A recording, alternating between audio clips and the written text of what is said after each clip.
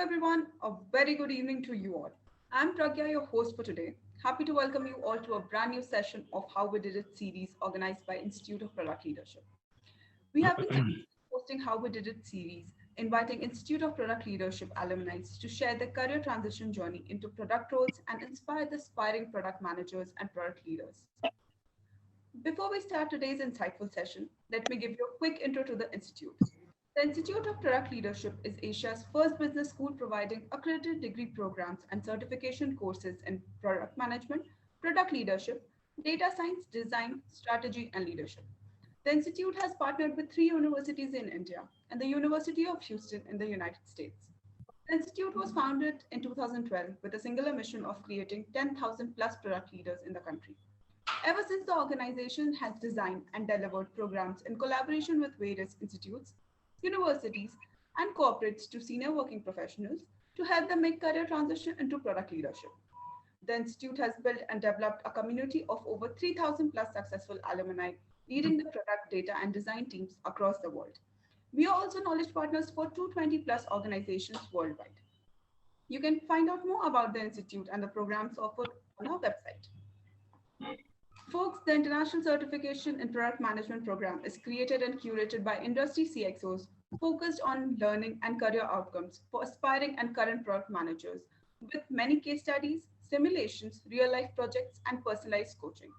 So go ahead and scan the QR code. Here's a moment to scan the QR code.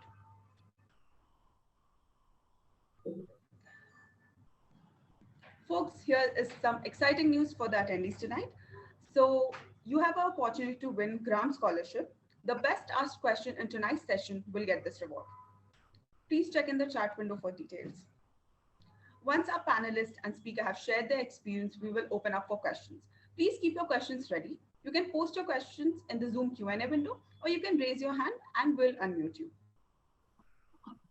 So without further delay, please allow me to welcome the very distinguished and eminent speaker and host of today's panel discussion, Professor Pinkesh Shah. Professor Shah is a seasoned product executive with over 20 years of experience building successful product in startups as well as large global organizations. He is currently working with Qualys as EVP products. Prior to this, he was a global VP of products at McAfee in Silicon Valley. He is also a senior faculty and director of programs at Institute of Product Leadership. And for the panel discussion, I'm pleased to invite Mr. Arvind K. Shastri and Mr. Vishal Sharma. Mr. Arvind is working as Senior Product Manager at Induspace with experience in building industry-specific software solutions. He is also founder of B2B SaaS setup. He has also created wow experience to users through innovation and design by leading at all stages, prototyping, MVPs, and development. He also owns product roadmap and led ideation and development for two EVP solutions with 5,000 plus user base. And Mr. Vishal is a senior product manager at Informatica with more than a decade of experience in the cloud, SaaS, digital and agile world, and has a great of business, product vision, cloud, data management, and artificial intelligence. With multiple shipped products, he has a deep understanding of technology, customer satisfaction, market dynamics, product strategy, and product development process. I'm glad to welcome you, gentlemen. Now, to begin with the discussion, I would like to hand over the session to Professor Pinkesh. Hey, thank you, Pragya, and a lovely good evening to folks who are on the other side of the world from where I am, and a lovely good morning to folks who are in the United States or this side of the hemisphere. It's always a privilege to do these sessions because I don't have to do the hard work of talking. I rather let the stars talk, and it looks like we have two stars at least on this call today, Arvind and Vishal. So good to say hello and meet you guys as well. Moving into product management sometimes is a intentional thing, sometimes is accidental. I am an accidental product manager myself. Was in engineering for a while, and I still remember vividly, one Friday afternoon, the CEO walks up and essentially said, look, I'd like to change the compensation model for some of you who were the engineering leaders in this young startup, company in Houston, Texas. And generally you don't pay attention to everything your boss has to say, but when it comes to compensation, you stop and listen. And so he said, I'd like to change the MBO structure where you have a quarterly or a monthly MBO, a bonus plan. And instead of tying that bonus plan to the company's performance overall, right? For some of you who are in the audience, and if you are in an MNC, you know exactly what I mean, right? There is a monthly bonus, and that's kind of tied to a bunch of parameters on how the company did and how well we did that quarter, including sometimes factors that we don't understand. Perhaps the weather in Bangalore, right? Also is an input to that. And so your bonuses is not really tied directly to your performance, right? It's the overall company's performance. So he said, I'm going to change that to only tie it back to the product that you are currently building. And you have until Monday to tell me whether you'd like to switch to that plan or stay on the current plan, right? So this is an option. Long story short, two of us took that option on Monday morning. And since that day, even though the title didn't change, even though my team structures didn't change, everything changed, right? Because I was now starting to ask questions as a business analyst, as a project manager, as an engineering leader, all of these guys on my team and me. We started asking questions. Who's the customer? Why are we building this feature? Are we going to make more money if we do it this way, right? Because our bonuses are now tied back to the performance of only one thing, which is how well can we delight the customer and sell more, right? So that we can then make more. And so I still remember that was my 14 years ago, my accidental move into product management. Now, clearly, all of you are super smart, and the next generation is going to be even smarter. And so all of you obviously have taken a judicious call to move into some kind of product leadership role, product marketing, product management, product operations. And so I wanted to kind of, with that, turn over to Vishal and Arvind to kind of share their story. But maybe start with Vishal, since I can resonate with some of your background, right? You were an engineer, moved into product management more recently. Maybe if you want to tell a little bit about why did you even want to do that, right? I mean, what was the trigger for you? And then we can turn to Arvind to ask the same question as to kind of how your background is slightly different. You were already kind of thinking more product, probably more entrepreneurial, restlessness in the mind, right? And which is another very interesting thing that I think a lot of professionals have. They work somewhere, but they have this, I was told this nuanced slang word in North Indian called kida, right? You have this kida in the mind, right? Which is essentially, I got to do more. I have to kind of figure out to build my own, right? And I'm sure you had that bug, Arvind. But Vishal, why don't you tell us a little bit about, why did you want to even get into this? And we'll talk about the how and what all happened. Obviously the story ends very well for you, but the beginning of the story is sometimes even more important than the end. Sure. Thank you, Pinkesh. Hey everyone. So yeah, so as Pinkesh was just mentioning, let me tell you the reason what was the intriguing factor for me, which led me to product management and how it happened. So I come from an engineering background, as Pinkesh was mentioning. Yes, so I had more than a decade of experience before I moved into product management. The cultural coding concept and checking in the codes and working on that, and it was going very well, let me tell you that. Then at times it was between switching on the roles to a quality assurance automation part of the things, and it was going very well. And I was almost on the verge of getting into a people's management role. That is how the ladder goes on. You are a lead, then you go on to becoming a manager, managing the same stuff out there. And that is when I was contemplating my own thoughts. I was like, I was analyzing, a little bit into my future. Is it something which is keeping me happy? my remuneration is good, I'm working for a great company, my boss is very good. So I did not have sad stories there. I was happy there. But there was something, that there was something within me which I wanted to, just explore more. And one of the driving factors there was I was not very contented, not with what I was doing, but I was not very contented when it led to the end product out there. So while I was, happy developing the product, there was one thing which always left me unaddressed there. Why am I developing this product?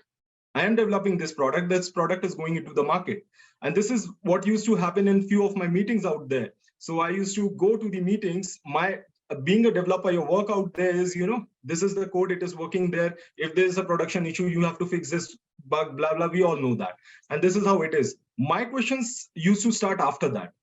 Okay, this is the product, we are giving it out there, it is out the market, it is out in the market. First of all, why are we only giving this product? Our competitors are also doing very well there. Why are not they going there?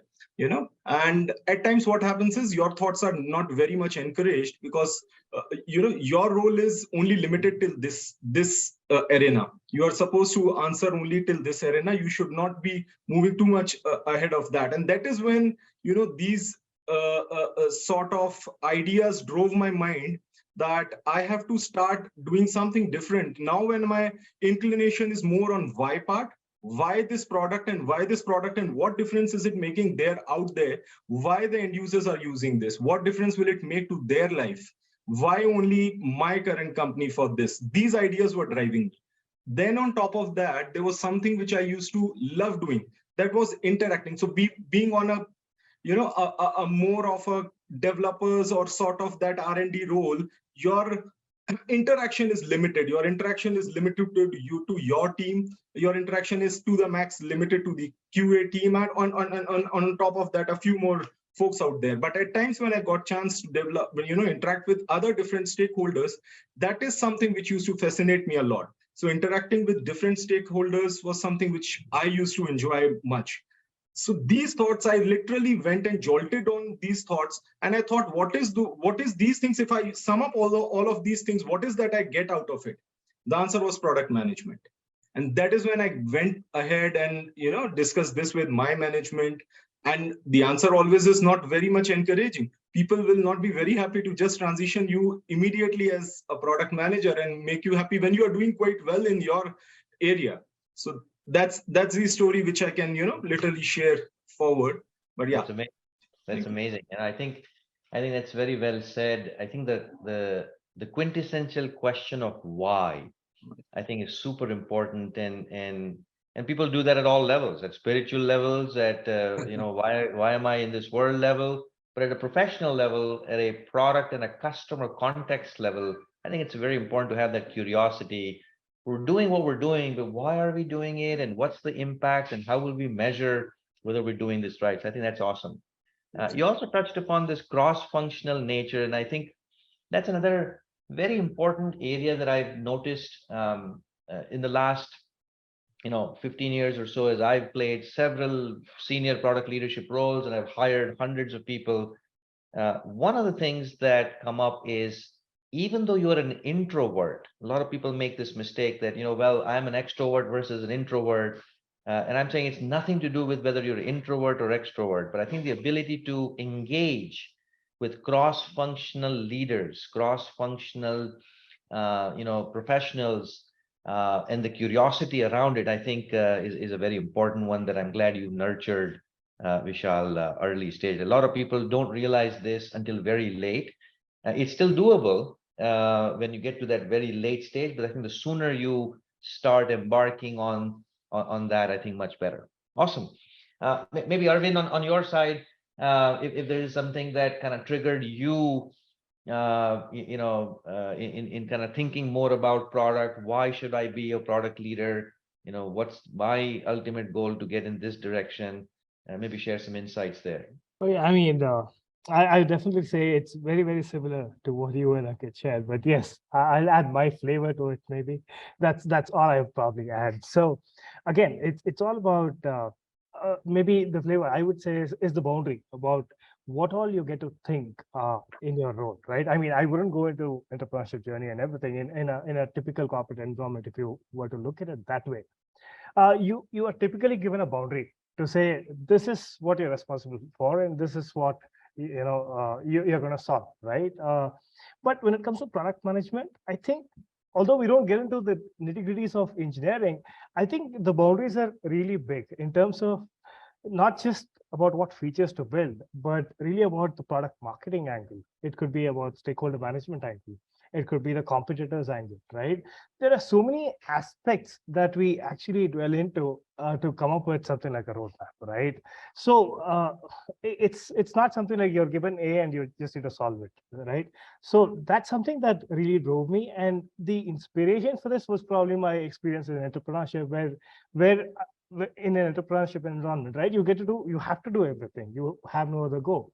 So, and then you come back to a corporate environment where you're working as a business analyst, it feels very limited. Really, I mean, is that all I'm supposed to do? Is what you start to think. And that kind of drives you. And then you start questioning, should we not be measuring things better? Should we not be looking at what features should we really build instead of saying, hey, this is what we're going to build? We don't really have the metrics we really need. So should we not really build? And you start proposing things, and then you start thinking about, really, I'll have to get into that role, and you'll have to start planning. And that's what brought me to IPL. Maybe that we could talk later. But yeah, that essentially what drove me towards product management. It's very close to entrepreneurship to me. That's why. That's awesome. That's awesome. And sometimes, I've having been a startup founder myself twice now, failed miserably the first time. Sometimes failure is an amazing teacher to also go back and then say, hey, look, I did what I did, but obviously it didn't work out. But why did it not work out? What can I learn from it? And now the curiosity becomes better, smart, sharper. I think the blind spots certainly go off. Sometimes we think we know, and we may know, but we may not have the skills, right? As I think many of And you I think one of the things that you mentioned, Pritesh, I think in one of the meets that I had with you, you were saying it's about the scale of the idea, right? You may have hundreds of ideas, but if it's not big enough, it's not worth doing. So correct. that's kind of what you realize, right? I mean, that's something I realized in my startup as well. It works well, it pays you something, but are you making big enough impact? Maybe not. So you need to rethink. So I think it's important. I think it's important. I think even for those who are in the corporate world, the question always is super important, whether you're an entrepreneur or what I call a corporate entrepreneur, which is like an intrapreneur, right? You're inside the company, building a new product, taking care of the decisions of the roadmap. And I think it's important to balance that, what you just said also, like to touch upon, right? Inbound and outbound product management, right? Inbound is more about what should we build, why should we build, who should we build it for, and also prioritizing, in sequence of what we should do first, second, third, right? Just kind of have because you can't build all features and everything upfront. But the second part, which is the outbound part, which I think, Arvind, is important from what you said, is like, you've built a product or service. How are we now going to acquire customers at scale? What are the routes to market? What is the go-to-market strategy? Pricing, packaging, messaging, branding. There's so many decisions that a product leader has to make, which are kind of more outbound product management, right? And so having that combination of inbound and outbound is super important for every product leader, whether you're in the organization managing a product line, or out on your own, as well. And I think the part that you mentioned, I'm a big fan of that, and maybe you've heard me say this, Arvind, as well, right? And I think it's important for the audience that every problem is not going to become a feature in the product, right? And shouldn't. Every product is not going to become a real business, right? Because it may just not have the scale and the need to your point, Arvind, right? So I think that's very important. So very good insights. Maybe switching to the next part of that progression. So you both figured out somehow through your reading, Google search, talking to other product leaders, that look, there's a need, this is the destination, and there are some gaps that you need to fill. to be able to get there. Walk us through, for the benefit of the audience here, as to how did you go about kind of searching for what is the right instrument, right? I mean, there's everything from, I mean, welcome to the world that we live in. This is amazing. You know, back in my early days, the only way to interact with or to learn from a Stanford professor was to go to Stanford. Welcome to Coursera.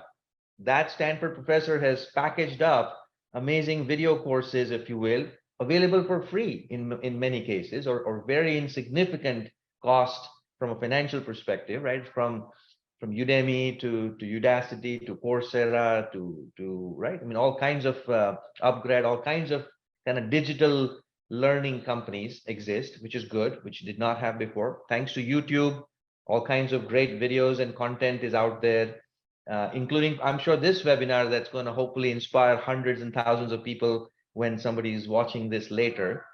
And I think there is a fair sense of awareness about this topic and resources available, right? How did you go about navigating through that maze as to what is the right instrument for you? Maybe share some insights on that, and maybe start with Vishal, and then maybe Arvind, you can also present your view. Yeah. So Pinkesh, for me, it was an interesting one and quite challenging one as well.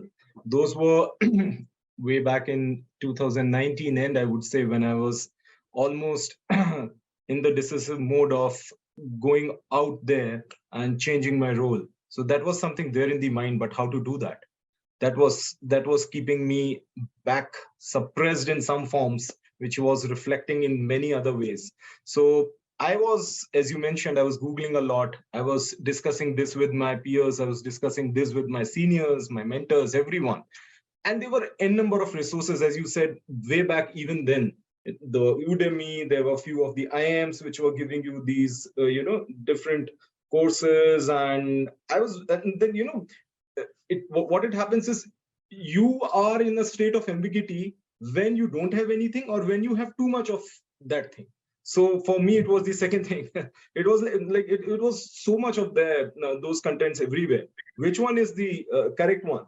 That was keeping me. And in fact, I was a little unlucky there that I actually joined one of the courses there. I just to respect the institute out there. Let me not call out the name here, but that there was an institute I joined there, and my intention here was, as I mentioned earlier, was to gain the knowledge aspect of the things, try to understand. But when I went back to my management, the things there was, okay, we are ready to encourage you, but you should come up with the required enhancements and the knowledge which is required for this role, and then we can gauge you based on that. So I was certainly looking out for that knowledge factor within me. So when I went ahead and enrolled for that program, the first thing which was told to me was quite interesting, and I was like quite happy there. Big words which is said always. And when I moved forward, there was like a bunch of videos thrown, just dumped on me. These are the videos that you have to go through that. I started going through videos, and videos are always not very much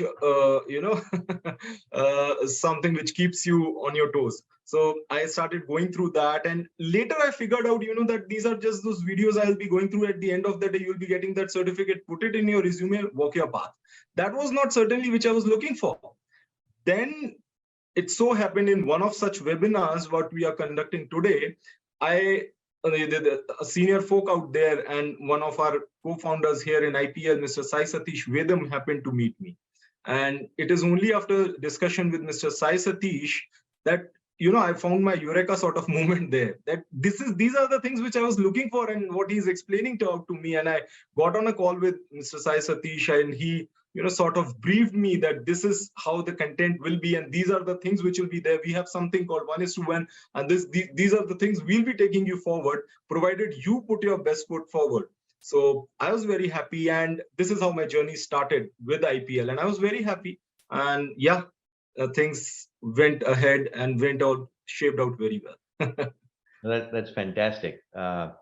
And I think it's important but it's good. Like I said, the story ended well and has ended well for hundreds of people who at least I've known But I think it's important to go through and share that struggle in some sense, right? Because I think many of us go through this in Absolutely. variety of forms. I mean, as an angel investor, I'm going through this myself right now.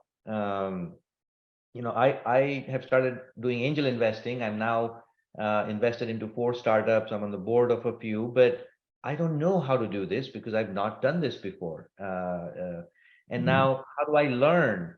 To get that at that craft of investments, and as an investor better, there's so many choices and good stuff out there. How do we choose, right? So Yeah. that's kind of it. I mean, I definitely would to add here, at times these are very depressing moments also when you are trying to, figure out the right thing and you are not finding it. Those are Yeah. depressing moments. What I can, suggest out to the people out there is, just hold on to it. The things are not very far, and all you need to do is just keep walking, just hustle around there, just make your voice heard, just discuss with all the people who are there around you. You will find an idea some out there. Just don't keep it within you. It'll be more suppressing with just keeping it with you. Just discuss it with the people who are there around you, especially your mentors, your seniors. They'll help you out there. Yeah, That'll find a coach, talk to them. Yeah, Looks like you ran absolutely. into Yeah, a coach or a faculty at the institute, and looks like that kind of helped yeah. you change. I think talking to a coach certainly helps. One of my coach very early on told me something very similar. I think it's worth sharing now that you mentioned it. Triggered my thought that learning anything new is akin to learning swimming. And so this is very interesting analogy he used. He said, look, there are 3 things you need to know on how to learn swimming. First, you need instructions. You need the directions. You need to know that 45-degree angle. This is how you move your hand, and this is how you float. And essentially the theory, the framework, the best practices, right? And again, YouTube and a lot of these digital learning does a great job in providing that in some sense, right? For us to kind of learn that, right? But that's not enough. Knowing is good, but not sufficient. The next step, you need a swimming pool Yeah. to practice whatever it is that you think you've learned, so that you actually can apply that in a real world context. In this case, a swimming pool, swimming being the skill that we're trying to build. But he actually mentioned the third thing, which I think I did not know and didn't realize. And I think many people in this world don't realize that there's a third important component to that learning and that analogy of swimming, right? Which is you have the instructions, you need to learn that. You need to have access to a swimming pool to practice that, apply that. But third is actually a coach who watches you while you're swimming in that swimming pool. Right. Because what happens is that we all feel we're swimming, but the same energy I could be doing 16 laps before getting tired, but I'm only doing 3, right? Because I'm flapping my legs too much, or I'm wasting my energy doing too many unnecessary movements. I would not know that. Why? Because I'm swimming, I'm floating, I'm going from point A to point B. So I have this notion that, well, I've done well. I understood this. I got it. Turns out you didn't get it, right? And the external coach, the external mentor, unless they look at you from the outside in view and give you that candid feedback and continuous mentoring, you will not become a great swimmer. You'll swim, but you'll not become a great swimmer. So I think to your point, that coaching and mentoring and that experiential learning, right? Theory is Yes, good, but you need the application, you need the coaching together. It makes that big difference, right? So good point. Yeah. absolutely. Arvind, your dilemma in kind of the search space of finding the right instrument. Well, yeah. So if I were to limit this, part of the conversation to only search, then I'll do so because there's a lot I have to talk about the experience of the course itself. So, yeah, if I were to talk about the search, yes, the most important, some of the important factors was I was working at a company by name Aptian, and there was a product manager in the US. And he was suggesting IPL to me, and he said, you should do that course and you should take up, a product management course. And you had a 7-day program and a 5-month program and so on, right? So one of the suggestions came in from there. And I had a manager here who had taken up the program and he actually moved into product management. I had another 30 years experience, senior in my office, and he was also suggesting IPL. Of course, I was not blind enough to just believe them and take up the course. I also did my research, right? So I searched something on, things like Upgrad and many other online courses. So price may be one factor for it, but the most important factor that made me take up IPL was the meet that I had, right? I actually met up with you when I was, inquiring about the course. I met you all, I met Sai, and I met a host of alumni there, right? And it made a lot of difference, and it gave me that, it was actually a learning experience when I with that talk and so on, right? So a lot of learning about what product management is, and a lot of trust and promise about placement opportunities, and which really came true. I'll talk about that separately, but that's also an important factor. Along with that, the hybrid model of learning, right? That's something amazing. It's not just a bunch of videos. Although I took up a Flex and online program, it's still, you get the videos and you get the hybrid model where you actually get the live classes. So these things were obviously a kind of no-brainer. An important factor, no-brainer to pick up IPL. That's kind of what drove me towards IPL. But yes, about the course, I have a lot. Maybe I'll yeah. So let's talk about, let's get to that as well in a second. But the experiential nature, I think the ability to have the flexibility, but also have that faculty-driven, coach-driven, mentor-driven, project-driven, looks like is kind of how you narrowed it down. Makes perfect sense.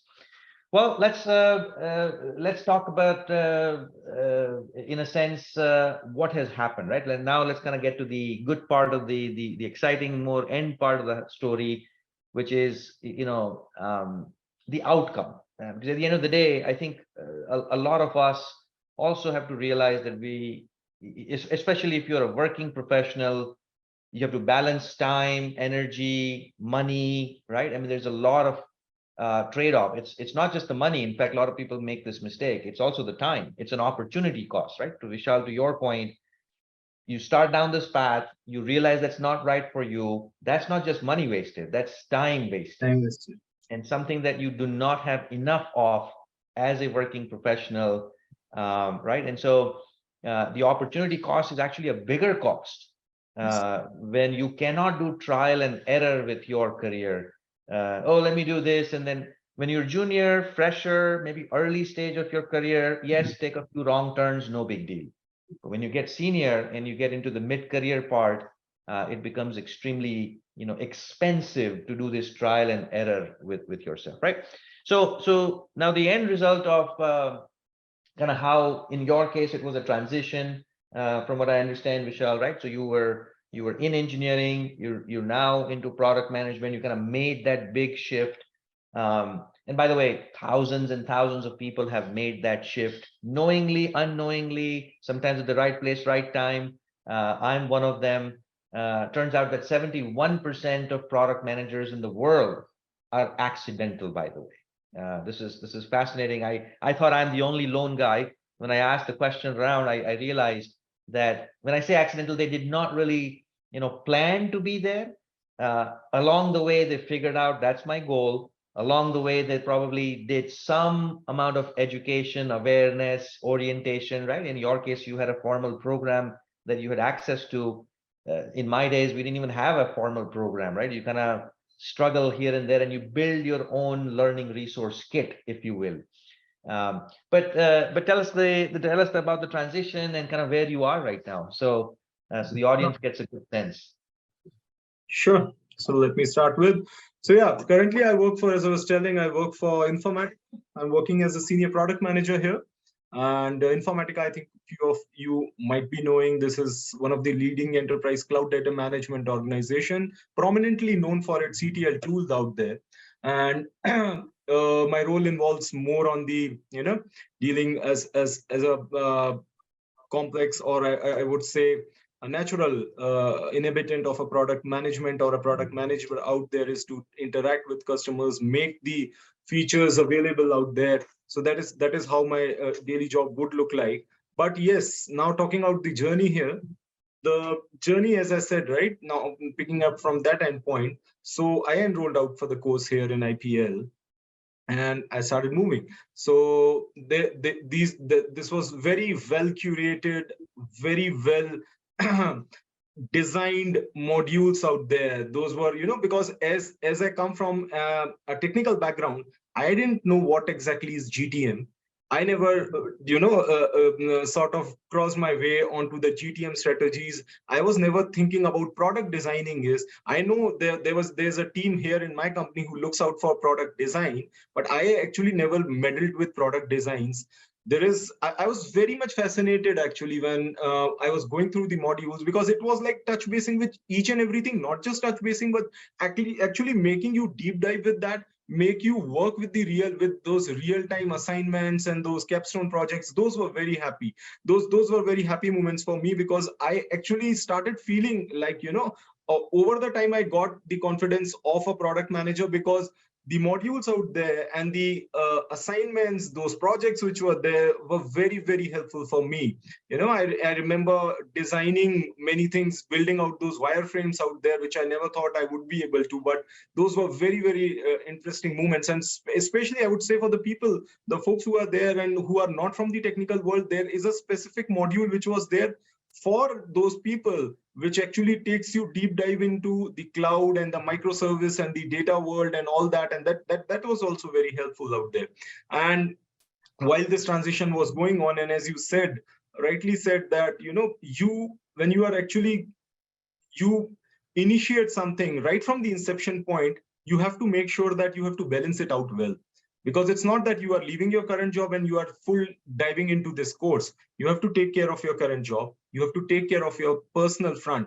You have to make sure. And I did have a family. Even then, I had to look out for my family. And this is something which was taking some, substantial amount of time from my personal space. But this, has to happen to make you successful in something. It demands something from your side. And if it is for some time, if it is your personal time, and if it is rewarding going further, definitely you have to make it happen. So and it wasn't to a level that it sort of suffocated me.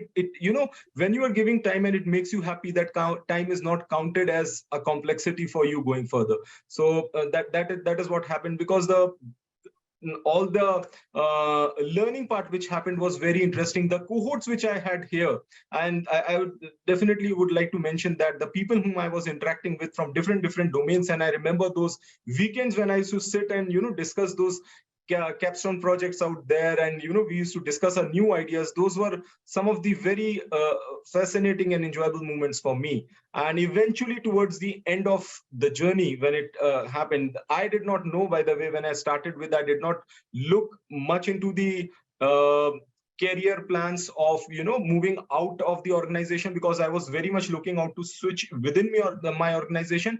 But it is only later that I came to know that there is a very well organized placement cell also here. And I think within the batch where I was there, I was one of the few people who got placed also through that placement opportunities. And I was very happy out there, because though I was not keenly looking out to move into a role out there, now my confidence built into folds, because I had an offer from a renowned company as a product manager. And when I went ahead and I was sort of discussing this with my manager, things happened even more spontaneously for me. So yeah, the journey was interesting and it's something which I cherish on when I look back now. That's fantastic. That's fantastic. And I think you touched upon a few points that I think are important to echo. One is this whole cohort-based learning. This is a very important component to any learning, especially when you are earning and learning, right? Which is when you're working and you're still learning. Because what happens is, if you look at the simple statistics, 91% of people who join an online course or a course which has a solo component drop off and don't finish. And the reason is because there is no cohort. There is no group of people who are becomes your support system to bounce off ideas, to work with as a team. And so this is like going to the gym, right? You start off well at the beginning of the year, everybody's gung-ho about it, enthusiastic. And then a few days go by, you may feel like, you know what, I'm going to do it next week, I'm going to do next month, and you just put it off. But if you had a cohort, if you had a buddy system, if you had a coach who kind of calls you up at 6 o'clock and say, hey, you haven't been to the gym for 3 days, wake up. I think that you're more likely psychologically to kind of continue that path, right? And so that support system, I think, is super important that you, I think, mentioned. In fact, there was a question, and I'm just now quickly looking at some of the questions which are coming in the chat. I think there's a bunch of questions here, so I'd like for us to kind of start talking about answering some of those as well. But I think that the question that was asked earlier about the career management cell, and I think you mentioned that, Vishal, that you would also, while it's optional for people who are actively looking for a role or a job, you can leverage the career management cell in addition to all the curriculum and coaching and all of that. And I think looks like that career management cell allowed you to also participate in these interviews, but also crack some of them because of that coaching, because of that preparation. And I think that certainly, whether you take that offer or not, it certainly gives you the confidence boost that, look, it's doable. Nothing wrong with multiple job offers too in this world. I think today, I'm hiring right now, by the way, and I often get this encountered, which, hey, look, thanks for the offer, but I have this other counter from somewhere. Would you be able to do it? It's a hot space. I think the supply and demand is out of whack right now.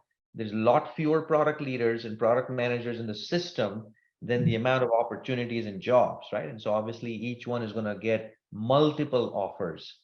This is very, very common in this space, right? One more point, sorry to interrupt you there, Pinkesh. So one more point there. So while you were talking about the placements out there, one very good point here is there, and I'm sure that many folks out here must be having this in their mind, that I don't have an experience of a product manager and I'm looking out for an opportunity somewhere outside. Why will they entertain me? I don't have a product management experience. I have experience in a different domain altogether. Why will they encourage me? But now, as part of your placement cells, which are there here, those companies and the good companies which are coming here are well told that the people whom you will be interviewing here do not come up, are the ones who are not having that experience which is required for a product management, but they definitely have the necessary skills which are required for a product manager. So you please have that preconceived notion before interviewing them. And that is something which is very great, that because out there, when you actually start applying through your job sites, the Naukri.com and Monster and all that, it's very natural that you may not be getting the expected response, what you are actually, looking out for. But as part of this placement opportunity, which you have as part of IPL, this is very much helpful. That's there. That's a very good point. I think this whole notion of declaration of skills versus demonstration of skills, I have seen is also changing. Like as an industry leader, as a hiring manager, I can tell everybody who's on the call and others who will listen in, gone are the days when product roles are getting filled through resumes. In fact, let me be controversial or bold enough to say resume-based hiring is dead. Right? So have a resume. I'm not saying don't have a resume, but please don't count on it. It does nothing for you, right? And the reason it does nothing for you is because everybody's resume looks great, by the way. Yeah. Everybody has done what we call keyword stuffing, right? Put all the right buzzwords, all the right keywords. So as a hiring manager, I can't really distinguish a good versus a bad just by looking at the resume. The only way that I can be semi-certain, right, before the interview is to kind of look at the portfolio. And I think this is what, Vishal, you were alluding to earlier. The projects that you work on becomes your evidence that even though you do not have experience, for X amount of years doing that skill, in this case, product management, you have the skills to demonstrate. You may say, I know UX design, but saying that versus showing a real prototype of a real startup, of a real situation that you've developed as part of that course, as part of that project, goes a million miles further, right? Because now I can see your work. Even though you don't have professional experience on your resume, you have the skills to back that up, right? And so I think keep that perspective, declaration of skills versus demonstration of skills, right? I think it's super important as you approach your own hiring and cracking that. But I know, Arvind, you've been talking, slightly switching gears. to the question that you were alluding to, right?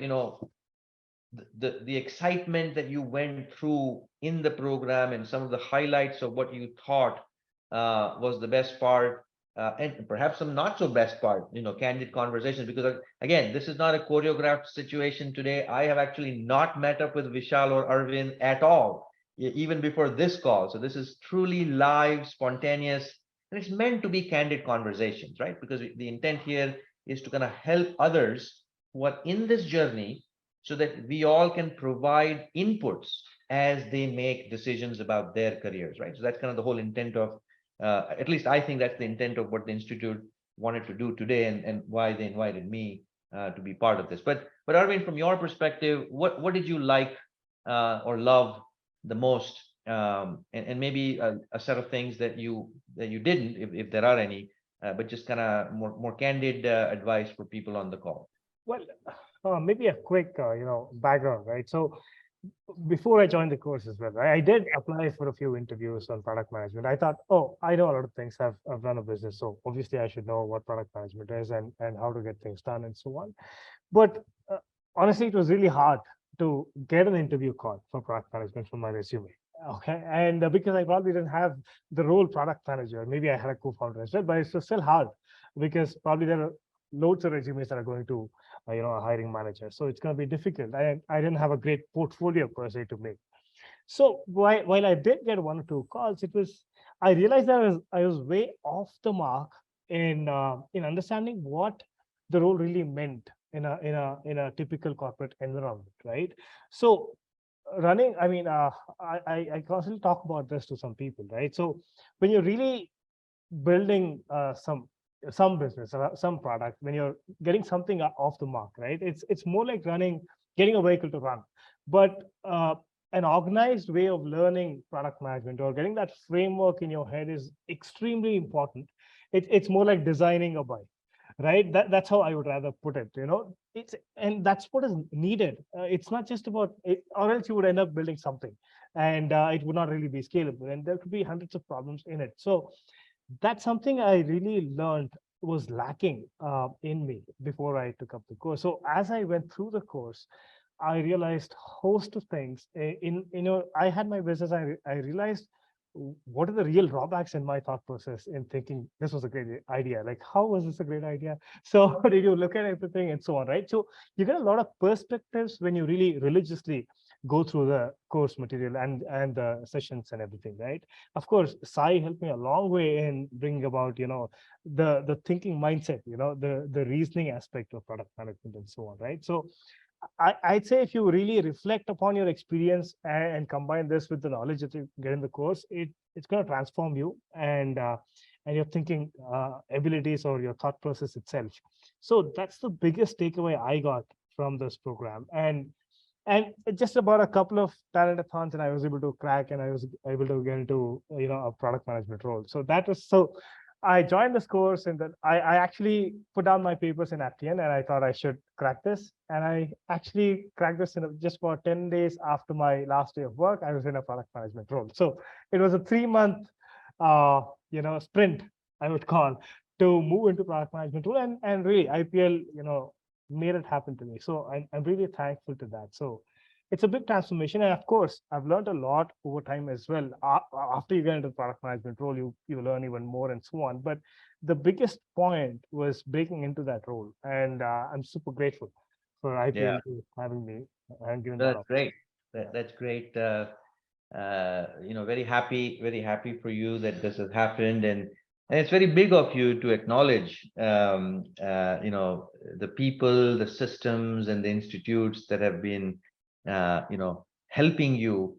At the end of the day, you guys do all the hard work, right? But that acknowledgement, I think, is important as well. So that's awesome. I'm gonna, interest of time, switch to some of the questions that I think I'm seeing on the chat, right? And so I think you guys can chime in it in a rapid fire way. So I see one of the questions coming from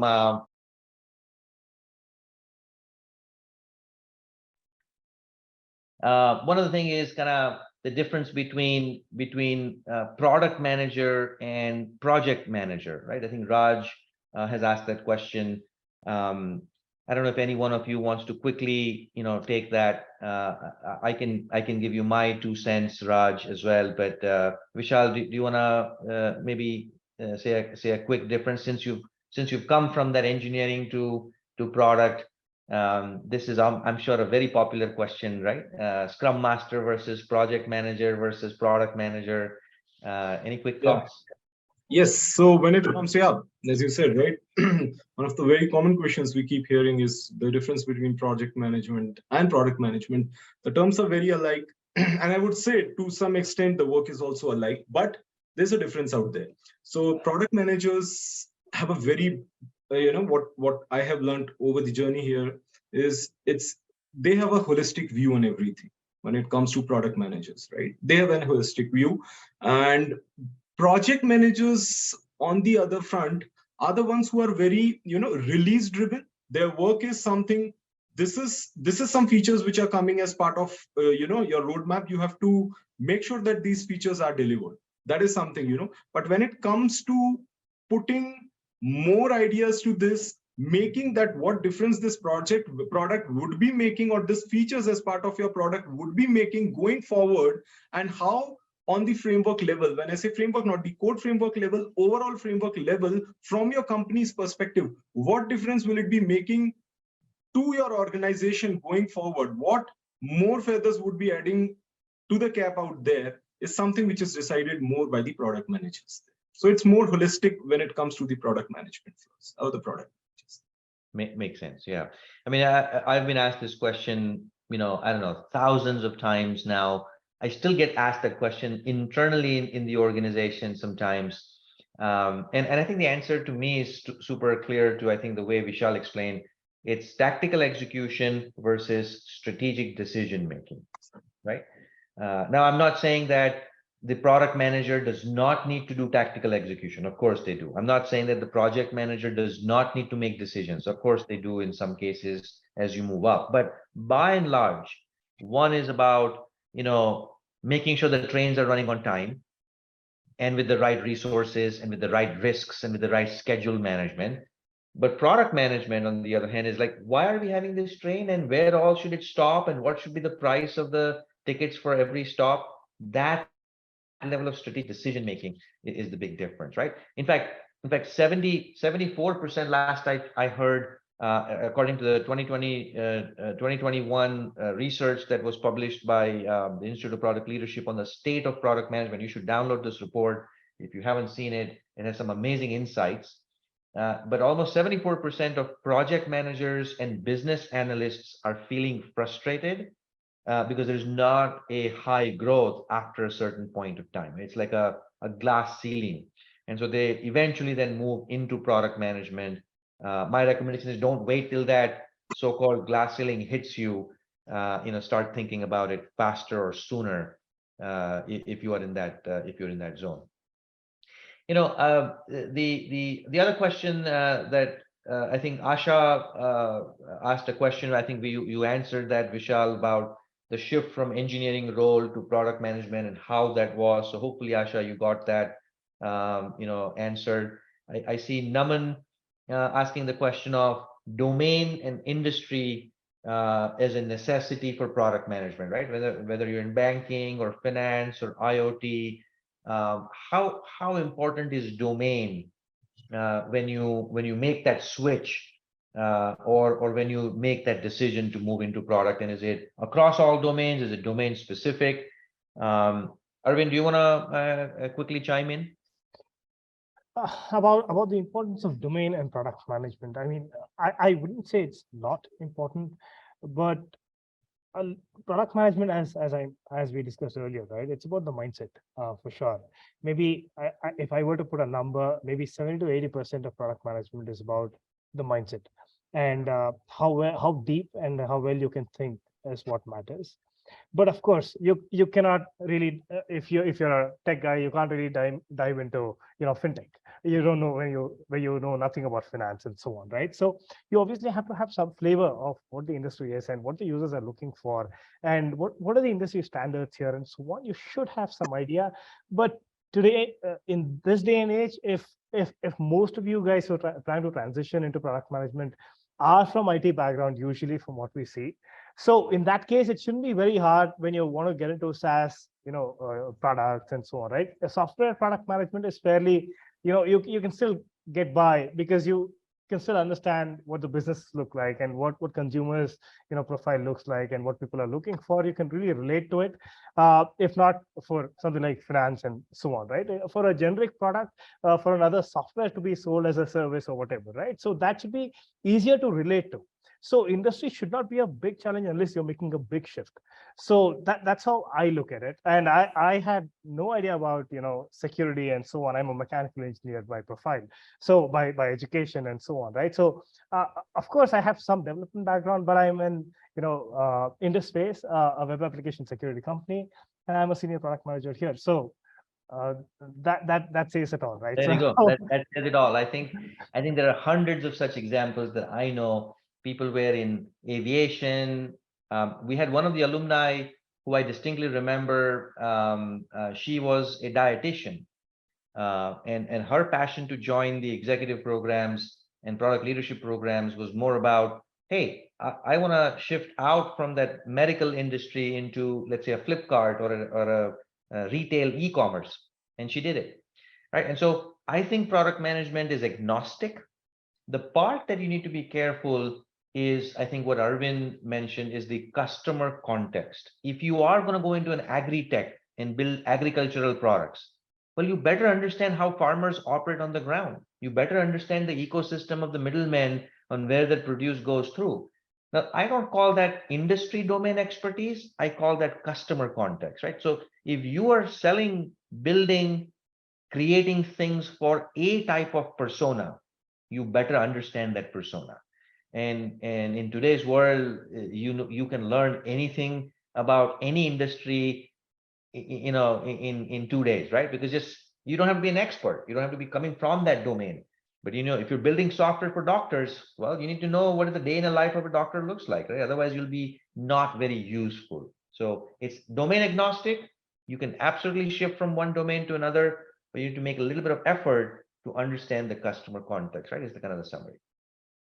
Another question that I think Naman had was, are there product manager roles in services-based organization or only product-based organization? I can take this one, having had first-hand knowledge about this now. In my opinion, so short answer is yes. Product management roles and product leadership roles exist in services organization as well as product organization, right? And the reason it exists in services organization is actually two double reasons, which is why I'm more bullish about a Cognizant hiring 50,000 product managers in the next 4 years versus an Informatica who's never going to hire more than 100, right? Because it's a product company and there is a certain structure around it. Cognizant, on the other hand, can scale to hundreds and thousands of clients, and there could be product clients, and the product clients obviously expect a certain amount of product understanding from the Cognizant side. I'm just using Cognizant as an example, but replace that with Accenture, replace that with Wipro, Infosys, right? Deloitte, whatever. All of these services companies are hiring like crazy, even in the product management space, for two reasons. One is their clients are all product-based companies, and they expect certain level of finesse. Two, they're actually building their own products. They may OEM them. They may kind of do the more Intel Inside model, where they may not market themselves outside, but they want to kind of raise and build products which allows them economies of scale themselves, right? If I can build it once and sell it multiple times, it's obviously a great non-linear growth model. It's a great business opportunity. And so to productize that service itself requires product management, right? And so the short answer is absolutely. Okay, Prabhakar, I think, had a question on the background and how to get an interview. Does IPL help with that knowledge? I guess both of them answered that. But I don't know, Vishal, if you have any quick thoughts, 15 seconds, 30 seconds or less on that career management cell, any more than what you've already shared, right? Looks like the answer is yes. But yeah, the placement cell there, right, is what the question is, right? Yeah, absolutely. So so this is something that placement cell is the way it is here in IPL. It is totally irrelevant of what your past experiences and all the stuffs. And we have host of companies coming out there. I was, when it came to me as a surprise, but the companies which were visiting were right from startup, and even though I was placed before that, but even Microsoft was also visiting there, if I remember. Pinkesh, you can correct me if I'm. Yeah. So there are a host of companies there, and they have a very well designed placement cell there. So you'll be benefited out of it. That's for Yeah, sure. I'll tell you. I'll give the example. A couple of years ago, when I was in Bangalore visiting and teaching at the campus, um, one of the leaders from Intuit came to the campus, and he was wearing an IIM Bangalore T-shirt when he came to the campus to hire. And as obviously you would think, the smart people sitting in the room were all curious, and these are not freshers, these are all senior leaders, they're not afraid to ask questions. So they asked the question that, hey, look, we're glad you're here. Thanks for showing up at the IPL hackathon or the talentathon. But I see that you're wearing an IIM Bangalore t-shirt. Why is that? And he kind of chuckled and laughed. And he said, look, I love IIM because that changed my life when I was a fresher and I wanted to do my MBA. I'm a proud alumni of IIM. But I'm hiring for a product manager right now. I know your question is more like, why am I here? Why am I not hiring from my alma mater? And I think his answer was very insightful. He said, if I was hiring a designer, I would go to NID, National Institute of Design. If I'm hiring a fashion technologist, I will go to NIFT to go hire because they have the best. I will not go to IIM. I love IIM, but they're not generating fashion designers. They're not generating, product designers. Now I'm looking for a product manager. I want to go to the best place that produces exclusively focused product leadership. And so I love what I love, but that doesn't mean that I'm going to go buy Cadbury from Tesla.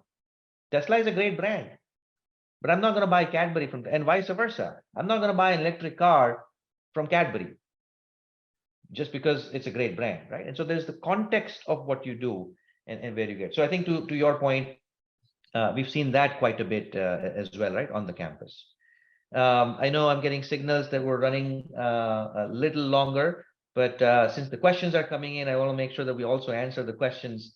Jagan has a good question. 6 years of experience in the software industry. What level of PM can I target for? APM, PM1, PM2, and should I take a pay cut for the sake of breaking into PM roles? Should you take a pay cut or not is an individual choice. I'll tell you, you may not ever need to take a pay cut.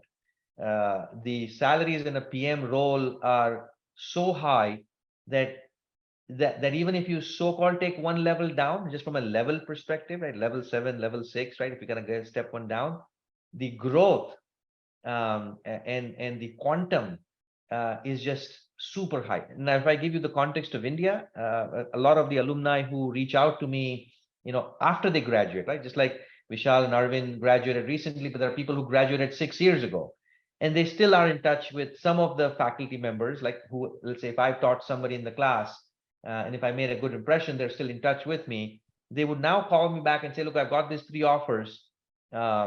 Which one should I choose? And so I get a sense for what's happening in India is that companies are paying a lot by the means, in my opinion, too much, right? As a hiring manager, I get worried that why are we paying so much, right? But turns out that the industry is paying a lot, right? And so I don't think you will ever have a problem of financial worry about whether you will get paid well or not, or enough or not. You will get paid a lot more than your peers. I can guarantee you for the next 10 years, just based on where I'm looking at some of these numbers, right? I mean, 1.4 crore of a salary in Bangalore for a product manager who has a few years of experience is not uncommon. It is super common these days, right? And I'm not talking about US dollars converted into Indian rupees. I'm talking about Indian rupee, Indian CTC in an India-based office in an Indian-based company, not even an MNC based out of Bangalore. And these are real numbers that I get to hear from, obviously, from alumni without naming companies or without naming them. I can tell you, money is not your issue. If you're passionate about this, go for it, because you will be financially, you will be super rewarded. But it's not for everyone. This role is not for everyone. Like Vishal said earlier, like Arvind said earlier, like you have to enjoy the decision making, fast paced, strategic, business ownership mindset. Otherwise, you will not, you will not enjoy. Okay, Vishnu said MBA. If I do my MBA, banking industry, 8 years of experience, will I get an opportunity in the banking? Absolutely.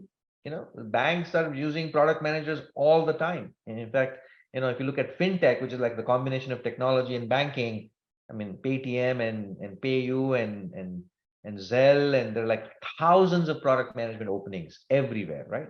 At the end of the day, a product manager is a strategic decision maker who has customer context, business context, and innovation context, right? So the title may be different, but that's the role. And so you have to look at the role also, right? Don't look at just the fancy titles that may get advertised. At the end of the day, it may still be a product management role, but called out as an innovation specialist as a title, for example, right? It's a fancy title, but at the end of the day, the role and the skill is still product management.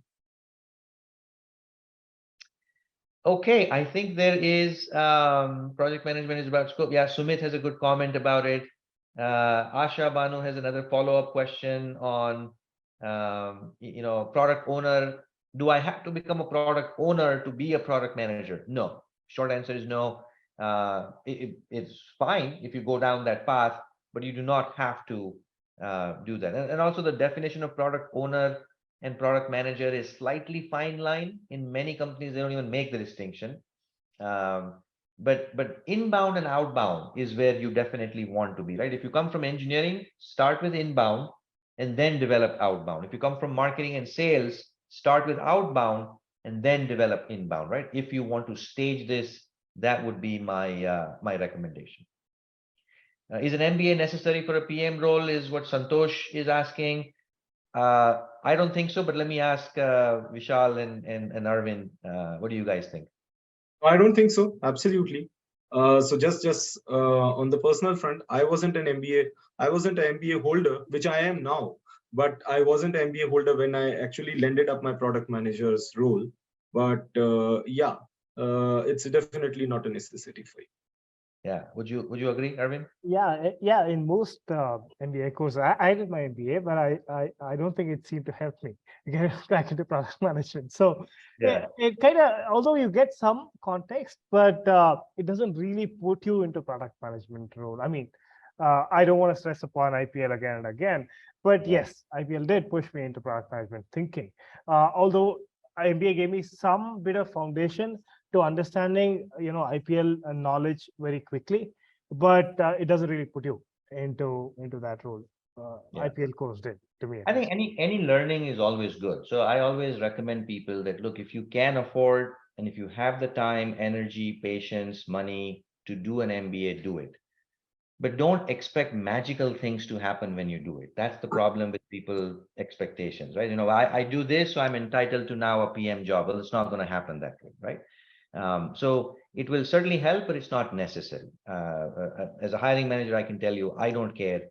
And most people don't care who are hiring, whether you have it certainly gives you 5 extra points to say that you have put in the effort to go through a better learning model, especially if it's a specialized MBA. Again, general management MBA doesn't matter, right? It's like eating pasta in a South Indian buffet.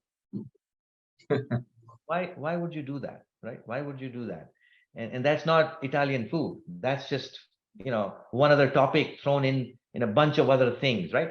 So if you want to do one, do a specialized one, right? Do an MBA that's kind of in the zone of what you want to become, not a butter spread of everything, right?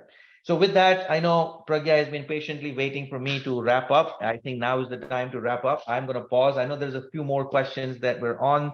I'm sure if you ask those on the community on LinkedIn page, you will get those answers. And thanks a lot, Arvind and Vishal. I think this was fantastic in terms of kind of sharing your candid perspective. And I think that's more important. I'm sure they will be available. If you want to reach out to Arvind and Vishal directly, feel free to do so. I'm happy to connect with any one of you on LinkedIn.